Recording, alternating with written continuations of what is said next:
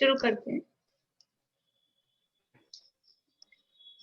प्रणम्य परमात्मानं सिद्धं त्रैलोक्यवन्दितं स्वाभाविकचिदानन्दो स्वरूपं निर्मलाव्ययम् शुद्धजीवादिद्रव्याणां देशिकं च जिनेश्वरम् द्रव्यसंग्रहसूत्राणां वृत्तिं वक्षे समाश्रितम् जीवमजीवमतत्त्वम् जिणवरवसहीर्णजीर्णनेत्रेष्ठम् देविन्दविन्दवन्दं वन्दे तं सर्वदा शिरसा कहे जीव अजीव जिनवर वृषभ ने लोक में वे वंद्य सुरपति वृंद से वंदन करूं कर जोड़।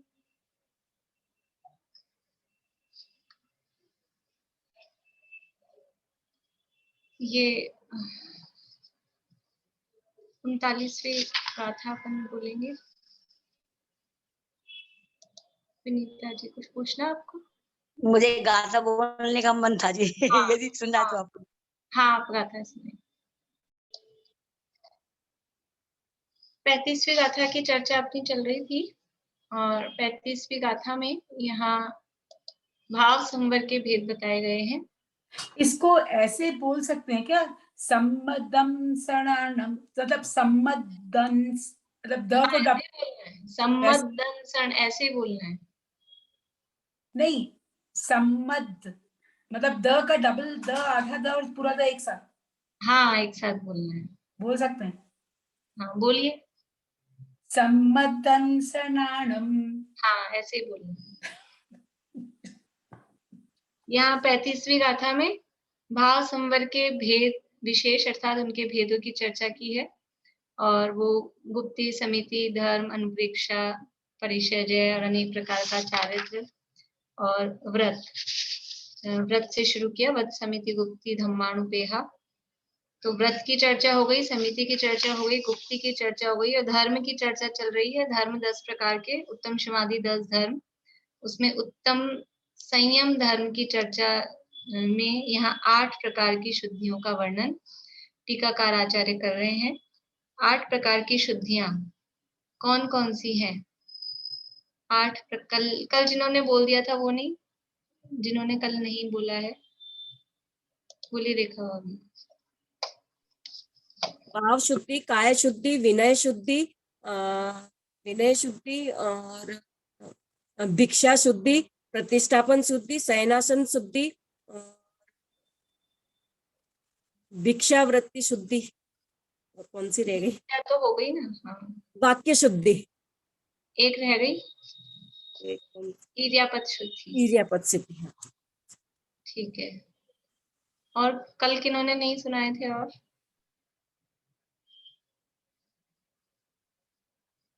बोले नीतू भाभी। भाव शुद्धि, काय शुद्धि, विनय शुद्धि, ईर्यापद शुद्धि, प्रतिष्ठापन शुद्धि, भिक्षा शुद्धि, शयासन शुद्धि और वाक्य शुद्धि। शयनासन शुद्धि।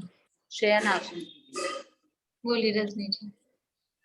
भाव शुद्धि, काय शुद्धि, विनय शुद्धि, ईर्यापद शुद्धि, भिक्षा शुद्धि, शयनासन शुद्धि, काय शुद्धि, एक और रह गई है। काय शुद्धि तो हो गया था ना। प्रतिष्ठापन शुद्धि और वाक्य शुद्धि। वाक्य शुद्धि बोली विनीता जी। भाव शुद्धि, विनय शुद्धि, काय शुद्धि, इर्यापद शुद्धि, एष्ण शुद्धि, वाक्य शुद्धि, प्रतिष्ठापन शुद्धि, शयनासन शुद्धि। ठीक है, वो एष्ण शुद्धि का यहाँ भिक्षा शुद्धि शब्द है। ठीक है, बोलिए। भाभी एक मेरे को ये पूछना था, ये जो अभी गाथाएं सबने बोली वो कौन सी गाथा है? मेरे को तो दिखी नहीं ये वाली जो वही 39 नंबर की गाथा, 3 दिन से परसों से बोल रहे हैं। 39 नंबर की गाथा है। मेरे को मालूम नहीं था, मैं वही देख रही थी, मेरे को दिखी नहीं वो। अच्छा, ये 8 शुद्धि मैं बोल देती हूँ। भाव शुद्धि, काय शुद्धि, विनय शुद्धि, इर्यापद शुद्धि, भिक्षा शुद्धि, प्रतिष्ठापन शुद्धि, शयनासन शुद्धि और वाक्य शुद्धि। बोलिए। भाव शुद्धि, काय शुद्धि, विनय शुद्धि, इर्यापद शुद्धि, भिक्षा शुद्धि, प्रतिष्ठापन शुद्धि, शयनासन शुद्धि और वाक्य शुद्धि। ठीक है, बस अब लास्ट पूछ रही हूँ कि कल पूछूंगी जो भी रह गए हैं ना। भाव शुद्धि, भाव शुद्धि, काय शुद्धि, विनय शुद्धि, इर्यापद शुद्धि, भिक्षा शुद्धि और प्रतिष्ठापन शुद्धि और शयनासन शुद्धि और वाक्य शुद्धि। ठीक। हमारी चर्चा चल रही है यहाँ भिक्षा शुद्धि के संदर्भ में। और यहाँ बताया कि आचार सूत्रों में, पेज नंबर 118 है, बृहद्रव्य संग्रह, ऊपर यानी हिंदी जो टीका है उसमें ऊपर से 5वीं लाइन। आचार सूत्रों में कहे अनुसार काल, देश और प्रकृति के ज्ञान में कुशल, लाभ अलाभ, मान अपमान में समान मनोवृत्ति युक्त, लोक निंदे कुल में जाने से रहित, चंद्रमा की गति की भांति कम या अधिक घरों में जाने की मर्यादा से युक्त, विशिष्ट प्रकार के स्थान जैसे कि गरीब और अनाथों के लिए दानशाला, विवाह अथवा यज्ञ के प्रसंग वाले घर आदि स्थानों के त्याग रूप लक्षण सहित दीन वृत्ति रहित, प्रासुक निर्दोष आहार शोधने की इच्छा युक्त, आगम कथित निर्दोष भोजन से प्राण यात्रा टिकाने वाली होती है। कौन होती है? भिक्षा शुद्धि। कितनी सारी बातें कही है इसमें। तो हमने ये कल चर्चा कर ली थी। देश काल प्रकृति के ज्ञान में कुशल, लाभ अलाभ, मान अपमान में समान मनोवृत्ति युक्त। फिर है लोक निंदे कुल में जाने से, कुल मतलब घर में जाने से रहित। मुनिराज आहार के लिए ऐसे घर में गमन नहीं करते हैं जहाँ जो कुल लोक निंदे हैं, जिनका लोक में जिनकी निंदा होती है, इस तरह के जो काम करते हैं, ऐसे कुल वाले जो हैं, ऐसे घरों में आहार के लिए नहीं जाते हैं। चंद्रमा की गति की भांति कम या अधिक घरों में जाने की मर्यादा से युक्त, ये भी अपन ने कल देखा था कि वो नियम लेके कि हम इतने घरों तक जाएंगे, एक गली में जितने घर हैं, गली के हिसाब से, घरों के हिसाब से। तो कभी कम घर की मर्यादा, कभी अधिक घर की मर्यादा, उस मर्यादा से सहित होते हैं। विशिष्ट प्रकार के स्थान जैसे गरीब और अनाथों के लिए दानशाला, विवाह अथवा यज्ञ के प्रसंग वाले घर आदि स्थानों के त्याग रूप लक्षण सहित। यानी कहीं दानशाला चल रही है, मतलब किसी ने दानशाला खोल रखी है, भोजनशाला जिसे अपन अपने शब्दों में कहते हैं कि यहाँ जो भी आए वो भोजन करे, तो ऐसी जगह से आहार नहीं लेते। या कोई विवाह का मतलब कोई भोज हो रहा है, विवाह का प्रसंग मतलब कहीं जीवन हो रहा है, भोज हो रहा है, तो वहां पर आहार नहीं लेंगे। और यज्ञ के प्रसंग, कोई यज्ञ आदि का इस तरह का कोई वहां कार्यक्रम हो रहा है और फिर वहां भोजन चल रहा है, होता है ना, इस तरह का कोई भी आयोजन है, मतलब किसी भी तरह का कोई आयोजन है और वहां भोजन हो रहा है, तो उसमें वो आहार नहीं लेंगे। तो उनसे रहित आदि यज्ञ वाले प्रसंग वाले घर आदि स्थानों के त्याग रूप, मतलब वहां पर वो जाकर आहार नहीं लेंगे। इतना यानी लंबा चौड़ा जहाँ काम चल रहा होगा, ऐसा इस तरह का जगह वो आहार नहीं लेंगे। बोलिए ज्योति जी। ये जो चंद्रमा के गति की भांति कम या अधिक घरों में जाने की मर्यादा से, यहाँ चंद्रमा का जो उन्होंने लिया है दृष्टांत, तो वो उसका मतलब गति जो गलियां हैं उसके नंबर ऑफ उससे लिया है, उसके वजह से लिया है या कुछ और? वो गलियों वाला तो ज्यादा मतलब बैठता नहीं है, वो गति का मतलब वही है जैसे चंद्रमा कृष्ण पक्ष में घटता है, शुक्ल पक्ष में बढ़ता है, उसी तरह से वो जो मर्यादा है वो कभी बढ़ाते हुए जाते हैं, कभी घटाते हुए जाते हैं। एक इस तरह के व्रत भी होते हैं, तपो मतलब अनशन व्रत में भी इस तरह के उपवास किए जाते हैं कि एक उपवास किया, फिर 2 करेंगे, फिर 3 करेंगे, ऐसे बढ़ाते जाएंगे। वो चांद्रायण व्रत उसको कहते हैं कि वो जैसे चंद्रमा बढ़ता जाता है उस तरह से। तो ये आहार लेने की नियम में भी इस तरह की उपवास के संबंध में भी ले सकते हैं, और आहार कितने घरों में लेंगे, कैसे लेंगे, उसके संबंध में भी इसको ले सकते हैं। ठीक। ये हुआ। इसके बाद में प्रासुक नहीं, दीन वृत्ति रहित। आहार लेने जा रहे हैं तो एक दीनता का भाव मन में आता हो, ये सब समझ लीजिए। ये जो ये भिक्षा शुद्धि में जो भी बातें आ रही हैं, कुछ कुछ परिचय है जो भोजन से संबंधित हैं बातें। एक याचना परिचय है जय, कि वो भोजन यद्यपि भिक्षा वृत्ति से लेते मुनिराज, तो उसमें कैसी फीलिंग आती है।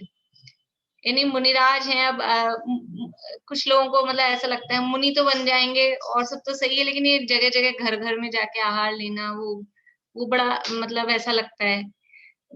एक फीलिंग कैसी आती है कि हम दीन हो गए हैं, दीनता की फीलिंग।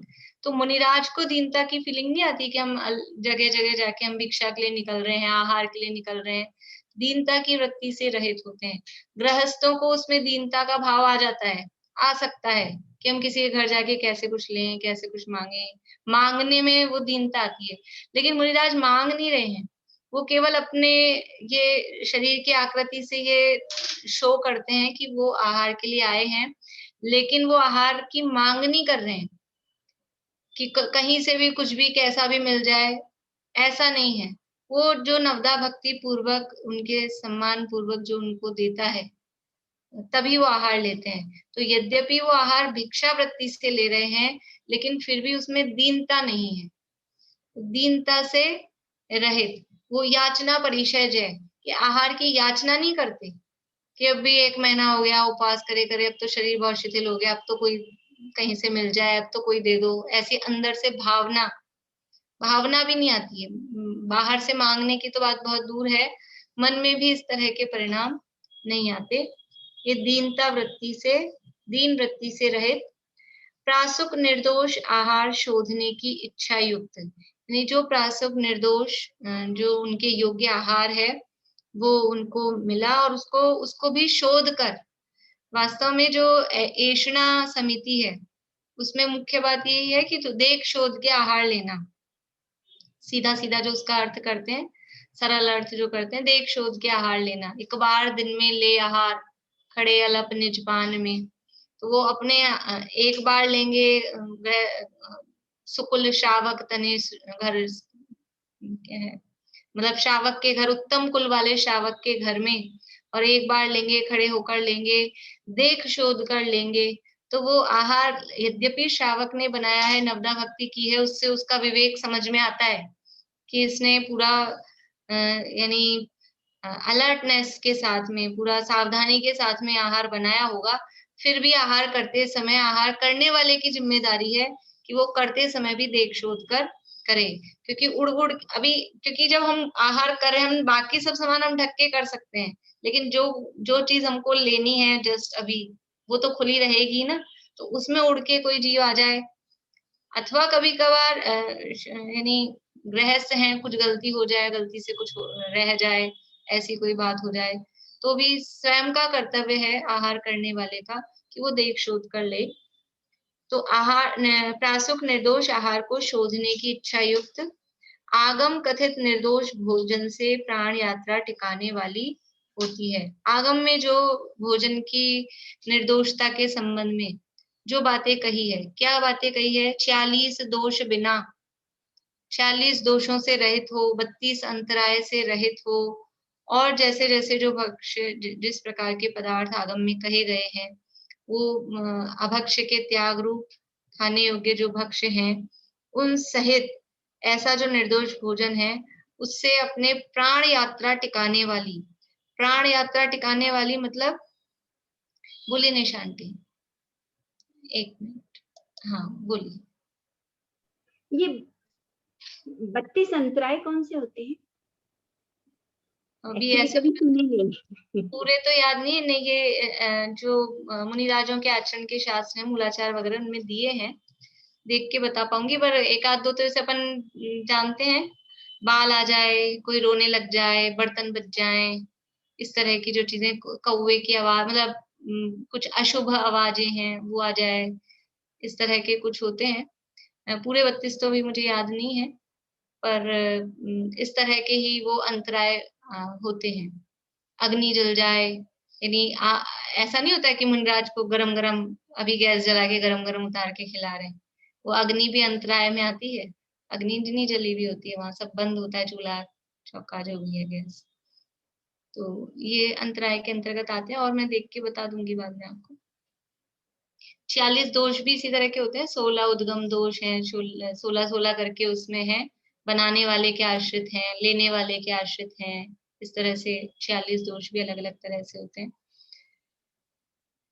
तो यहाँ कह रहे हैं प्राण यात्रा टिकाने वाली होती है, प्राण यात्रा टिकाने वाली होती है, मतलब ये जो भिक्षा यानी जो आहार ले रहे हैं, वो क्यों ले रहे हैं, क्यों ले रहे हैं कि ये जीवन चलता रहे बस। और वो जीवन क्यों चलता रहे कि ले तप बढ़ावन हेतु नहीं तन पोषते, शरीर में पुष्टि आए इसलिए नहीं, लेकिन जीवन की रक्षा, या शरीर में जो शिथिलता आ रही है, या हमारे ध्यान और अध्ययन में जो बाधा आ रही है उस शिथिलता के कारण, उसको सही रखने के लिए। क्योंकि जीवन क्यों टिकाना चाहते हैं, मर जाए, आहार ले ही नहीं, ऐसे भिक्षा वृत्ति से आहार लेने जाना पड़ता है तो नहीं ले आहार, और जब तक चलना होगा, आयु जब तक रहेगी तब तक रहे, ऐसा नहीं। क्योंकि जब तक जीवन है तब तक 3 कषाय चौकड़ी के अभाव पूर्वक आनंद ले रहे हैं, 6ठे 7वें गुणस्थान में है।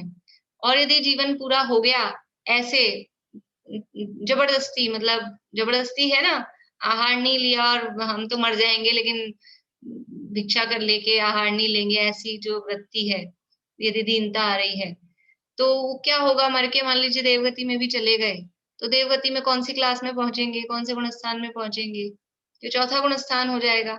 अभी जो 3 कषाय चौकड़ी के अभाव पूर्वक आनंद आ रहा था, वो 1 कषाय चौकड़ी के अभाव पूर्वक रह जाएगा। ऐसा लगता है कि मतलब स्विमिंग पूल से निकल के और भट्टी में आ गए, बाहर एकदम जेठ की दोपहरी में सूरज के नीचे जाके खड़े हो गए, ऐसा लगता है।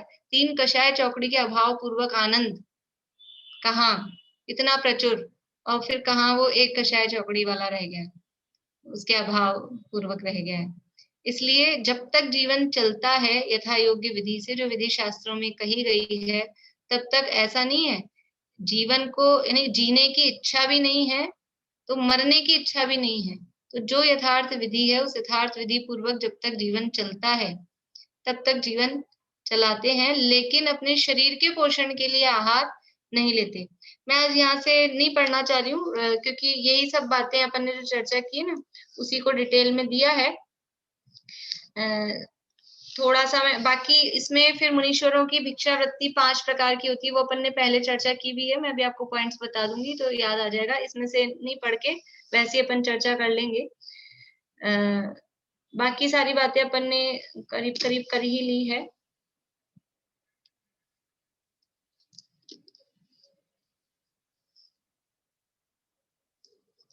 ये जो अंतराय की बात है ना, देखिए अंतराय यहाँ थोड़े से कुछ बताए हैं कि कहीं रुदन हो रहा हो, कहीं बहुत बहुत लोग भीड़ हो, कलह हो रही हो, विसंवाद हो रहा हो, दरवाजे बंद हो, जाने वाले को कोई मना कर रहा हो, घोड़ा हाथी ऊंट बैल आदि रास्ते में खड़े हो या बंध रहे हो, अनेक मनुष्यों की भीड़ हो रही हो, सकड़े रास्ते में बहुत लोगों का सकड़ाई से आना जाना हो रहा हो, नाभि से अधिक नीचे दरवाजे में से जाना पड़ता हो, पैरों से अधिक ऊंची भूमि पर चढ़ना पड़ता हो, ऐसे घरों में साधु भोजन के लिए प्रवेश नहीं करते। यानी ये रत्नकर्ण शावकाचार में देखिए ये इस तरह की बातें यहाँ पर और बताई हैं। देखिए चंद्रमा की चांदनी के समान, यहाँ जो था कि चंद्रमा के समान घटता बढ़ता, और यहाँ उसको चांदनी के समान कहा है। जैसे चंद्रमा की चांदनी धनिक हो कि निर्धन हो, चांदनी ऐसा भेद करती है किसके घर में पढूं, किसकी छत पे मैं आके प्रकाश डालूं। ये तो गरीब है, इसकी छत पे नहीं जाऊं, इसके घर में रोशनी नहीं करूं, और ये बहुत धनवान है, राजा है, इसके घर में आऊं। ऐसा जैसे चंद्रमा की चांदनी ये कोई भेदभाव नहीं करती है, ऐसे ही मुनिराज भी इस तरह का कोई भेदभाव नहीं करते हैं कि धनवान है आहार देने वाला कि निर्धन है। वो सभी के घरों में जो पड़गाहन कर रहा है यथाविधि पूर्वक, वो उनके घर में आहार के लिए जाते हैं।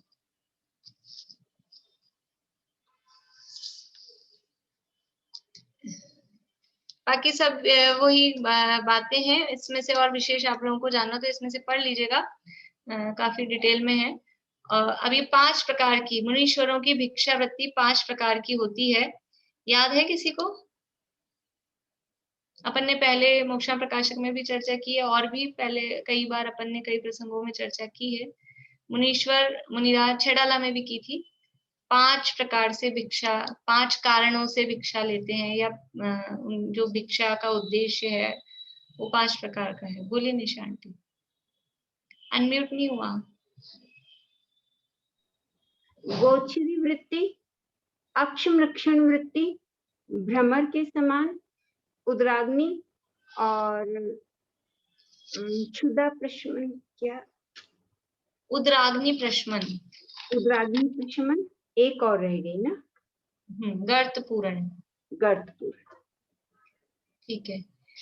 गोचरी वृत्ति, मुनिराज जो भिक्षा ले रहे हैं, आहार ले रहे हैं, वो किस तरह की वृत्ति है, उनकी आहार की वृत्ति कैसी है? दीनता वाली वृत्ति नहीं है। गोचरी, गोचरी का मतलब है, ये शब्द चलता भी है, गोचरी के लिए जा रहे हैं, सुना होगा आप लोगों ने। गोचरी का मतलब है जैसे गाय, गाय जैसे भोजन करती है, चरती है, घास चरती है, वैसे गोचरी उससे बना, गो यानी गाय, चरी यानी वो घास चरती है। तो मुनिराज जो आहार लेते हैं, गाय को घास डालो तो वो बस उसका नजर बस वो घास पे है कि कौन दे रहा है, ये स्त्री दे रही है कि पुरुष दे रहा है, कि ये सुंदर है कि बदसूरत है, कि ये रानी है कि दासी है, कि इसने कितने गहने पहन रखे हैं, इसने कौन से कपड़े पहन रखे हैं, उसकी वो नजर बिल्कुल नहीं होती है।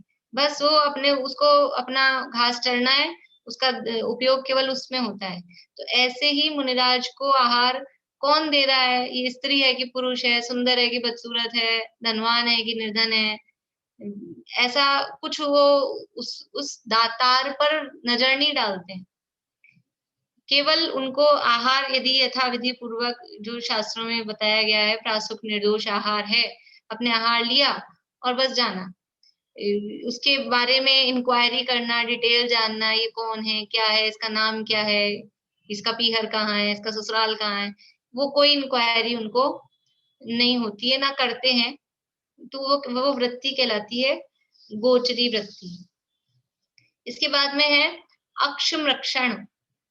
अक्षम रक्षण यहाँ मैं दिखा देती हूँ आप लोगों को। अक्षम रक्षण, ये देखिए अक्षम रक्षण। अक्षम रक्षण का अर्थ है कि जैसे गाड़ी में हम ऑयल लगाते हैं, कोई भी मशीनरी होती है तो मशीनरी में हमको तेल डालना पड़ता है, चाहे सिलाई मशीन हो, चाहे अपनी गाड़ियां हो, ऑयल डलता है, पेट्रोल डलता है, और उसके साथ में ऑयल भी डलता है। पेट्रोल खुद भी वो ऑयल टाइप का ही है। तो उसको चलाने के लिए हमको कुछ चिकनाई डालनी पड़ती है। ऐसे ही शरीर को चलाने के लिए इस शरीर रूपी मशीन में ये तेल डाला, भोजन रूपी, आहार रूपी ये तेल डाला है, जिससे ये मशीन बराबर चलती रहे। सिलाई मशीन होती है, कभी कभी पुराने घरों में समझ लीजिए लोहे के दरवाजे वगैरह होते हैं, तो उनमें भी तेल डालना पड़ता है, नहीं वो आवाज करते हैं बहुत, तो फिर उनमें तेल डाल दो तो वो बराबर ऐसे भारी भी हो जाते हैं, और तेल डाल दो तो वो इजी खुलने लगते हैं, बंद होने लगते हैं। तो ये अक्षम रक्षण, जैसे कि मशीनरी में तेल डाला जाता है फिर वो इजी गोइंग वो अपना वर्क करती है, वैसे ही शरीर रूपी मशीनरी में भोजन रूपी तेल डाल के फिर वो शरीर बराबर चलता रहे, जो उनका ध्यान अध्ययन स्वाध्याय का जो आत्म कल्याण का काम है वो बराबर चलता रहे। फिर है उदराग्नि प्रशमन, उदराग्नि प्रशमन, पेट में जो अग्नि, उदराग्नि, उदर अग्नि, उदराग्नि, पेट की जो आग है, पेट की आग को प्रशमन यानी बुझाना, ये एक उनकी भोजन की वृत्ति है। किस लिए भोजन ले रहे हैं? उदराग्नि प्रशमन, पेट की आग को बुझाने के लिए।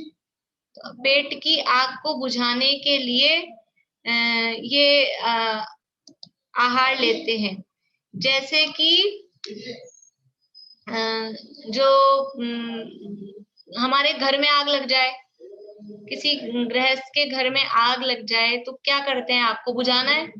ऐसे ही यहाँ पेट में आग लगी है, क्षुधा की आग लगी है, तो वो क्षुधा की आग कैसे बुझती है कि उसमें थोड़ा सा ये आहार रूपी यानी समझ लीजिए पदार्थ डाला जाता है, तो वो क्षुधा की आग बुझती है।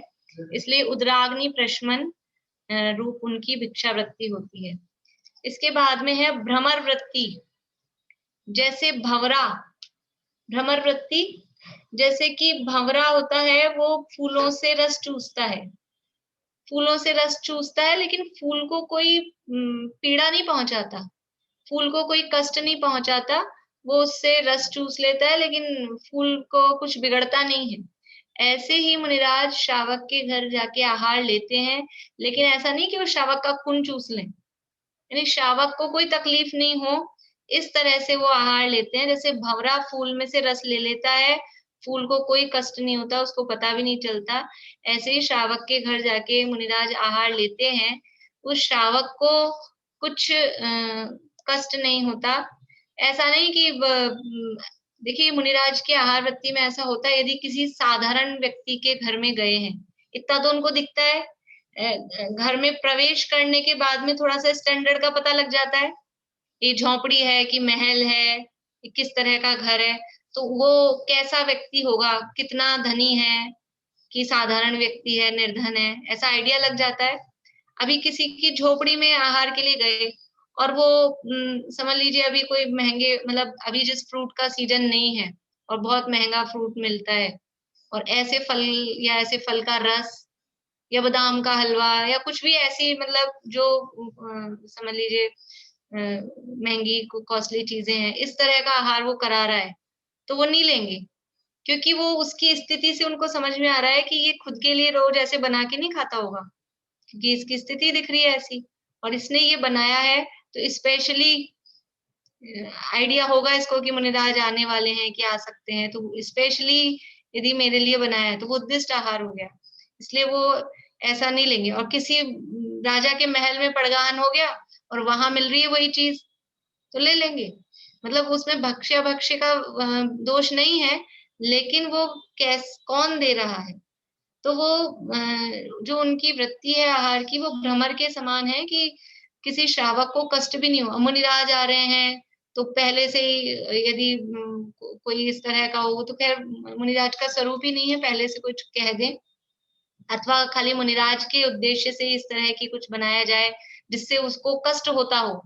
चौका लगाया तो इतना महंगा, इतने इतने हजार के नीचे आ गए, ऐसे ऐसे शब्द बोलते हैं लोग, इतने के नीचे आ गए चौका लगाया तो यदि ऐसी फीलिंग आ रही है तो वो भ्रमर वृत्ति नहीं है, वो भ्रमर वृत्ति नहीं है। यदि ऐसी फीलिंग आ रही है कि हमारे इतना खर्चा हो गया, तो वो भ्रमर वृत्ति नहीं है। आहार इस तरह से ले कि वो शावक को कुछ पता भी ना चले। फिर है गर्त पूरण। गर्त पूरण का मतलब जैसे कि सड़क पे कहीं खड्डा हो गया, खड्डा भरना है, बारिश के दिन है, बारिश के दिन है और खड्डा भरना है, तो किससे खड्डा भरे? हीरे जवाहरात कुछ भी मिले, जो मिले मिट्टी बजरी पत्थर, बस उसको खड्डे को भरना है। ऐसे ही उनको पेट का खड्डा भरना है। तो इसका मतलब ये नहीं अभक्ष्य कुछ भी ले लें, जो भी भक्ष्य पदार्थ लेकिन रूखा है, सूखा है, मीठा है, बिना मीठा है, नमक वाला है, बिना नमक वाला है, वो कुछ भी मिले, वो बस उनको पेट का खड्डा भरना है। इसलिए गर्त पूर्ण वृत्ति ये उनकी कही जाती है। तो इस प्रकार से 5 प्रकार की वृत्तियां मुनिराज के भोजन की कही जाती है। इन वृत्तियों सहित आहार लेना वो भिक्षा शुद्धि है, यानी भिक्षा शुद्धि में ये 5 प्रकार की वृत्तियां भी उसमें इंक्लूड होती हैं। बोली भारती आंटी। ये मुनि महाराज लोग का तो चौका लगाना पड़ता है ना, नहीं तो ऐसे किसी के घर, ऐसे कोई के घर थोड़ा चले जाते हैं, वो तो पूरे बकायदा सब चौके लगते हैं। देखिए मतलब एक्चुअल में स्थिति तो क्या होती है कि श्रावक जो होते हैं ना, श्रावक का मतलब है पंचम गुण स्थानवर्ती, जो प्रतिमाधारी हैं, वो खुद ही ऐसा भोजन लेते हैं, कुएं का पानी लेंगे, मर्यादा की चीजें उपयोग में लेंगे, तो वो खुद ऐसा भोजन करते हैं कि वो रोज खुद के लिए ऐसा ही बनाते हैं। तो वो खुद के लिए, और भी जो श्रावक, और पुराने जमाने में तो क्या था, अभी तो समझ लो थोड़ा बहुत ज्यादा ये जितना भी ज्यादा फैशनेबल युग आ गया है, विज्ञान का समझ लो, साइंस का वो हो गया है, उससे ऐसी स्थितियां हो गई है। वरना पहले कोई इतने इलेक्ट्रॉनिक आइटम्स थे नहीं, हाथ से सारा काम करना है। अभी चक्की से आटा पीसेंगे, और ज्वाइंट फैमिली होती थी, मिनिमम भी 20 जने 25 जने मिनिमम भी इतने होते थे, तो वो चक्की से हाथ से आटा कितने दिन का पीस सकेंगे? 1 महीने का 1 दिन में पीस लेंगे? नहीं पीस पाएंगे। वो 2 दिन 3 दिन से ज्यादा आटा पीस ही नहीं पाते, मसाले आटे सब उतने ही। तो वो किसी के भी घर, चाहे वो सम्यक दृष्टि हो, मिथ्या दृष्टि हो, देशव्रती हो ना हो, किसी के भी घर वो मर्यादा वाली चीजें ही मिलती थी। और पानी का सोर्स एक ही था, कुआं। ये ऐसे नलों के ये पाइप वाइप ये लगे थे नहीं, अभी तो टैंकर आते हैं और पता नहीं क्या क्या आता है, तो ये सब चीजें थी नहीं। दूध दही का सोर्स भी सब अपने अपने घरों में गाय रखते थे, तो वहीं दूध निकाला है, वहीं छाना, गर्म किया, ऑटोमेटिकली मर्यादा की चीजें होती थी। तो अब वो तो पुराना जमाना था। अभी के जमाने में क्या करें कि अभी के जमाने में भी जो श्रावक हैं, पंचम गुण स्थानवर्ती है, तो यदि वो पंचम गुण स्थानवर्ती है, तो वो कुछ भी करके वो उनका जो भोजन होगा, जो वो इसी तरह का होगा, कुएं का पानी होगा, मर्यादा की वस्तुएं होंगी, तो वो खुद के लिए जो भोजन बना रहे हैं, तो वो मुनिराज को पड़गाहन करेंगे कि हमने अपने लिए बनाया है। वो खड़े हो जाएं बाहर समय देख के पड़गाहन के लिए, द्वारापेक्षण के लिए।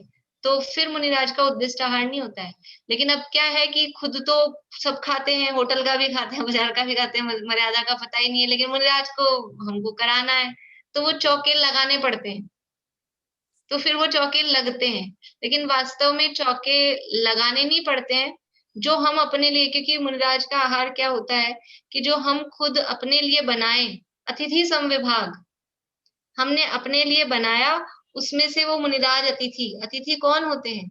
मुनिराज होते हैं अतिथि, जिनके आने की कोई तिथि नहीं है, कुछ फिक्स नहीं है, वो अतिथि मुनिराज हैं। तो हमने अपने लिए जो भोजन बनाया है, उसी में से यानी ये श्रावक का कर्तव्य भी होता है और उसकी भावना भी होती है, भोजन बना के आहार के समय 9:30 10 बजे, जो भी वो टाइम है, द्वारा प्रेक्षण के लिए खड़े हों। लेकिन अब हमने शुद्ध भोजन बनाया हो तो हम खड़े हों नहीं, क्या मुंह लेके खड़े हों? हम शुद्ध भोजन करते ही नहीं है, हमारे तो सब समझ लीजिए भ्रष्टपना है, तो कैसे खड़े हों? इसलिए वो स्पेशली करना पड़ता है। तो जो खुद शुद्ध भोजन बनाता है, वो द्वारा प्रेक्षण के लिए खड़ा होता है। फिर मुनिराज का यदि वहां से आना होता है, तो पड़गाहन होता है। वो वास्तविक विधि है। और तभी वो ऐसा होता है कि जो हमने बनाया, वो अपने लिए रोज कौन बनाते हैं? हलवा हलवा पूड़ी, कभी कभार ऑकेजनली बाई चांस बनाओ तो बनाओ, नहीं तो हम साधारण दाल सब्जी रोटी चावल यही बनाते हैं, वही बना होता है, तो उसी में आहार होता है। और स्पेशली पता होता है कि ये आने वाले हैं, तो वैरायटी बनती है। तो वैरायटी बन रही है, इसका मतलब ही रोज रोज वैरायटी बन रही है, वो सब स्पेशली हो जाता है। तो वो मुनिराज के आहार की विधि नहीं है। इस तरह से ये जो भिक्षा शुद्धि है, भिक्षा शुद्धि की चर्चा हुई। मैं सोच रही थी आज 2 कर लें, लेकिन कर लें प्रतिष्ठापना शुद्धि, इसमें ज्यादा है नहीं, पढ़ लेते हैं, 2-3 मिनट है अभी। देखिए पेज नंबर 118, वृहद द्रव्य संग्रह, प्रतिष्ठापना शुद्धि, नीचे से 7वीं 8वीं लाइन है। नख, रोम, नासिका मल, कफ, वीर्य, मल और मूत्र के त्याग में तथा शरीर के उठने बैठने की क्रिया करने में जंतुओं को पीड़ा न हो, उस प्रकार आचरण करने को कहते हैं प्रतिष्ठापना शुद्धि। प्रतिष्ठापना का मतलब है कि जो भी शरीर के मल हैं, अभी मल और मूत्र तो हम सामान्य रूप से कहते ही हैं, उसके अलावा भी आंख का, नाक का, कान का, ये सब भी मल है। तो नाक से कफ आ रहा है कि गले से कफ आ रहा है, या और कहीं इस तरह की कोई भी गंदगी है, तो जो भी शरीर के मल हैं, उस मल को कहाँ विसर्जित करें, कि जहाँ ऐसे स्थान पर करें जहाँ पर जीव जंतुओं को बाधा नहीं हो। पहले वो स्थान देख लें और फिर उस स्थान पे जीव जंतु आने की संभावना नहीं हो, उस तरह से। तो नख है, नाखून, रोम, नासिका मल, कफ, वीर्य आदि के त्याग में, और शरीर के उठने बैठने की क्रिया करने में। ये उठने बैठने की क्रिया जो अपना समझ लीजिए आदान निक्षेपण वाली चीज थी, उठाना रखना, उसको भी थोड़ा इसमें इंक्लूड किया है। तो जिस प्रकार से भी जंतु को पीड़ा न हो उस प्रकार से आचरण करें। देख शोध कर उठे बैठे और देख शोध कर ही मल आदि का विसर्जन करें, क्योंकि जंगल में है, बाहर है, उनको ये काम करना है।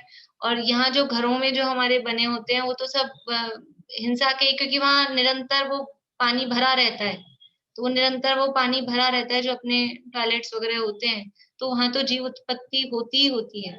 तो वो तो मुनिराज के लिए योग्य है ही नहीं, वो तो बाहर ही जंगल में ही अपने मलमूत्र आदि का विसर्जन करते हैं। पर वो जहाँ करें तो वो स्थान प्रासुक हो, जीव जंतुओं से रहित हो, ऐसे स्थान पर वो अपने शरीर का मलमूत्र आदि विसर्जन करें। उससे किसी के साथ में कलह विसंवाद नहीं हो, अपने शरीर को बाधा नहीं हो, दूसरे लोगों को ग्लानि नहीं हो, ऐसे स्थान पर देखकर ऐसी जगहों पर मलमूत्र का विसर्जन करें। ये प्रतिष्ठापना शुद्धि है। अब है शयनासन शुद्धि और वाक्य शुद्धि। कोशिश करेंगे कल इन दोनों को अपन पूरा कर लें। अभी की चर्चा यहीं पूरा करते हैं। जय श्री